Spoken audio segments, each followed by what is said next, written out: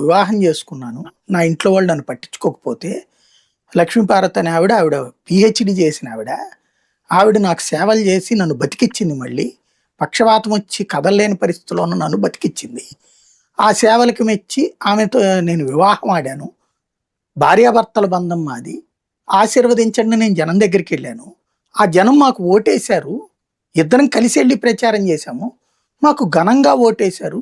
2/3 మెజార్టీతో గెలిపించారు. అట్లా గెలిపించిన మా ప్రభుత్వాన్ని ఏడాది తిరగకుండా నా సొంత అల్లుడు కూల్చేశాడు.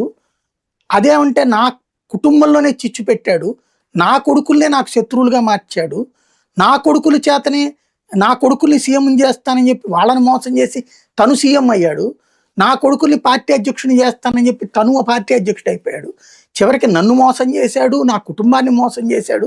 ఇలాంటి వాళ్ళు జీవితంలో ఎవరికి ఉండకూడదు ఇట్లాంటి అల్లుడు అని చెప్పి ఇచ్చినటువంటి స్టేట్మెంట్ ఎవరిది? ఎన్టీ రామారావుది కదా. పోనీ ఆయన పార్టీ నుండి సస్పెండ్ చేశారా లేదా చంద్రబాబు నాయుడు? ఆ సస్పెన్షన్ ఎప్పుడన్నా రివోక్ చేశారా ఇవాల్టి వరకు? అలాగే 2009 వరకు ఎన్టీఆర్ విగ్రహాలు కూడా తీసేశారు కదా తెలుగుదేశం పార్టీ కార్యాలయంలో. ఆ తర్వాత కదా మళ్ళీ ఇప్పుడు అదే ఎన్టీఆర్ కోసం చేస్తుంది. మరి పార్టీ సొంతదే కానివాడు చంద్రబాబు. అలాగే ఆ పార్టీ పెట్టినటువంటి ఆయనే ఓపెన్ అయ్యి మాట్లాడినటువంటి ఆయన అది.